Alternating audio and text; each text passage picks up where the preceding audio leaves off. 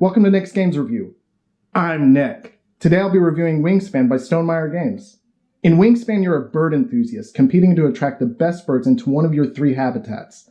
These winged creatures will lay eggs, gather a flock, eat each other, and do many other things that birds do. You'll need to score the most victory points if you want to come out on top. You'll do this by playing birds, achieving hidden objectives, winning end-of-round goals, laying eggs, hoarding food, and tucking cards. Let's see how it all works. First, grab a player mat, 8 action cubes, 2 bonus cards, 5 bird cards, and 1 of each food token. You're allowed to keep all 5 of the bird cards you're dealt, but you'll need to discard 1 food for each bird that you keep. With this hand, I'll keep these, so I'll need to discard 3 food tokens. I'll also need to decide which bonus card to keep. This one will do. The bird feeder also needs to be filled, and 4 of the goal tiles need to be randomly selected. Now we're ready to start the game. Randomly pick a first player. They will now be able to do one of 4 actions, the first of which is to play a bird. To play a bird, place an action cube here to note which column you're playing a bird in. Then, you'll need to pay the cost and place them in the correct habitat. This bird can live in the forest and cost 1 cherry. Discard the cherry and place them in the leftmost spot in the forest habitat. And just a note, some birds can live in multiple habitats, and this symbol means any food type can be used to pay for it. When there's a slash, either food type can be used to pay for the bird. Both aren't needed. Move your action cube here after your bird has been played. After your first bird is played in a habitat, the next bird in the same habitat now has an additional cost noted here. These columns need an egg in addition to the food to play another bird. These columns need 2 eggs in addition to the food cost. Also, you can turn in 2 of any food to get 1 food of your choice, only when playing a bird. Now let's take a closer look at one of the birds. The number next to the feather is how many victory points the bird is worth. Some birds aren't worth any points, but offer valuable benefits. Next, this symbol is the nest type. Some bird powers and bonus cards look at all of the birds of a certain nest type. The star counts for all nest types. Next on the bird card is the amount of eggs the bird can hold on it. We'll talk more about eggs on the lay eggs action.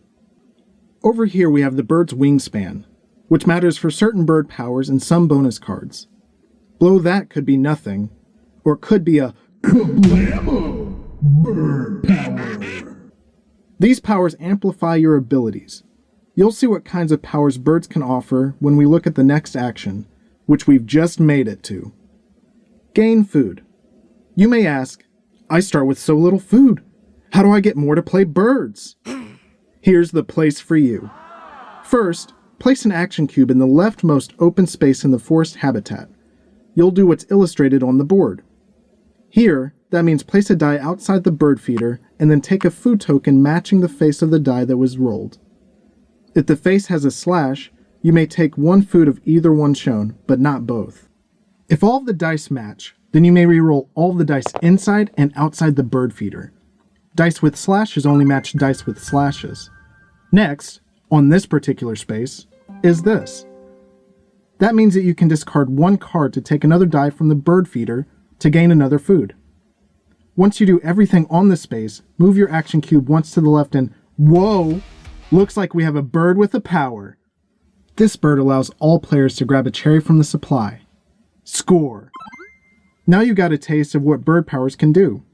Once you've moved your action cube to the leftmost space in the habitat, put it here to keep track of the actions you've taken. The next action is to lay eggs. Let's say we've already played these birds.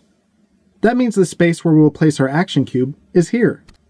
That means it will get 3 eggs, of which we'll immediately place them on birds we've already played. This here means you can turn in any 1 food to gain another egg. Remember when we looked at the cards that you were shown how many eggs a bird can hold? This is where that matters. This bird can hold only 1 egg, whereas this bird can hold 6. Some birds don't even have the ability to hold eggs. Once you've placed an egg on a bird, it can't be moved to another bird. When you need to pay a cost to play a bird and an egg is required, you must take an egg from one of your birds that has an egg on it. And just to note, each egg on a bird at the end of the game is worth 1 victory point. Now that we've laid our eggs, let's move the action cube 1 space to the left and, will you look at that? A bird with a brown power. If the color here is brown, that means the power triggers every time the action of the habitat is taken. Let's go ahead and trigger it by laying 1 egg on this bird. Cool.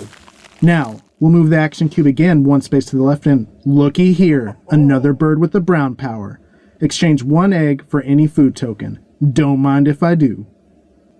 Move the cube again and oh my goodness, another bird with the brown power.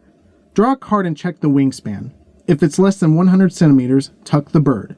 That means this falcon just ate that poor painted bunting. Every tucked card is worth 1 victory point. Now you're starting to see the combos that birds can do. Combo! Once the action cube hits the leftmost space, place it here to keep track of the actions you've played. The last action you can take is to draw cards. Place your action cube in the leftmost open space and take the action shown on the space. Here you can draw 1 card either from the deck or from the 3 face-up birds. These birds won't be replaced until your turn is finished. Underneath are these symbols, which mean you can discard an egg on a bird to draw an additional card from either the deck or from the remaining face-up birds. Move the action cube once to the left and whoa, another bird. This bird doesn't have any brown, so that means there is no power to activate. Move the action cube 1 more space to the left and your turn is finished. When you're out of action cubes, you'll check the end of round goals to see where you placed. This particular goal is who has the most eggs in the wetland habitat. Whoever has the most eggs in that habitat puts one of their action cubes in first place. Then, the next highest player puts their cube on the second place spot. If the players are tied, put the cubes in the same space, but the next highest player will put their cube 1 additional space back.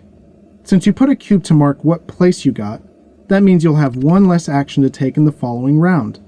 It's important to try to build an engine with your birds to score the most points possible. Another way to score points is by having food on cards. Some birds collect food and that will be stated on the card. Birds also gain a flock, which is shown by this symbol. With these you tuck cards just like you do with birds that prey on others. Again, every tucked bird is a point. There's also birds with pink powers. These trigger once in between your turns. Like this one. Once a player plays a bird in this habitat, you'll gain a fish. Easy peasy. This can only happen once in between your turns.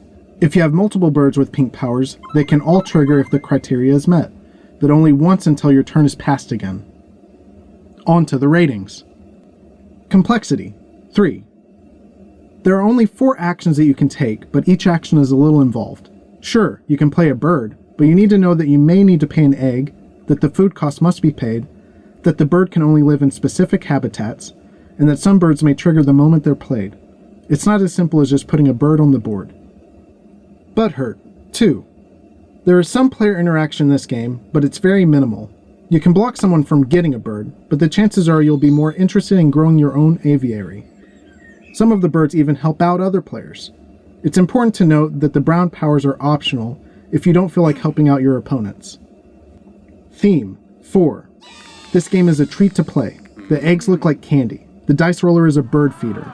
The flavor text on the card describes some of the habits of the birds, which are shown through the powers of the birds.